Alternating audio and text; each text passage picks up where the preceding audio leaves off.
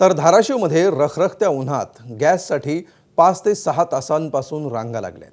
गॅसच्या रांगेतील आपल्या सिलेंडरचा नंबर लक्षात यावा म्हणून रुमाल, कपडे, दोरीनं गॅस सिलेंडर बांधण्यात आले। याचा आढावा घेतलाय आमच्या प्रतिनिधी। हे आपण रांगा बघतोय, दूरपर्यंत दिसणारी ही रांग हे खरं तर शेवटचं टोक आहे रांगेचं। दुसऱ्या बाजूला ही तेवढीच रांग आहे की गॅसच्या प्रतीक्षेत लोक आहेत। अगदी रखरखत्या उन्हामध्ये गॅससाठी लोक आहेत। बघू शकतो आपण पाण्याच्या बाटल्यात आपापल्या सिलेंडर टाक्याला खुणा करण्यासाठी रुमाल न बांधले, दोऱ्यानं बांधले।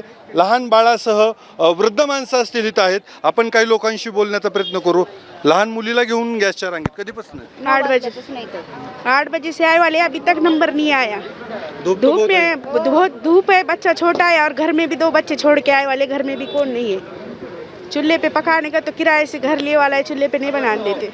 हॉटेल भाकर बी खाल्लेली नाही अजून दिवसभर। किती वाजल्यापासून? 8 वाजल्यापासून आहेत आम्ही लाईन पाशी आणि ती म्हणते आता घेतले तर मिळणार तर नाही तर वापस जावं म्हणतात। म्हणजे सांगता येत नाही, काय सांगता येत नाही म्हणतात अजून।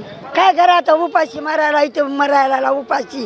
किती दिवसापासून? आज आठवडा झालं गॅसच नाही। गॅसच नाही, मग आज मी मरायची पाळी आली आहे। काय काय सांगा आता, चहा कशानं प्यावं, हॉटेल बंद, आता काय कुठं जावं। मग घरी काय खाल्लं का नाही? काय खाल्लं, चक्कर येऊन पडायची पाळी आली, नरड्याला कोरड पडली। का पाणी मागवायला आले का आता कुठवर बारीला थांबायचं सांगा, आता रडायची पाळी आली। आता गाडी येणार आहे, सोलापूरहून गाडी निघाली भरलेली।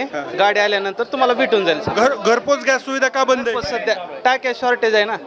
रेग्युलर तर चालू असायचं? रेग्युलर असते, टाक्या असणार, स्टॉक असल्यावर असणार घरपोच चालू।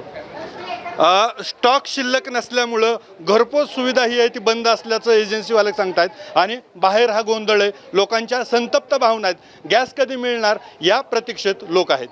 अप्पासाहेब शेळके, एबीपी माझा, धाराशिव। एबीपी माझा, उघडा डोळे बघा नीट।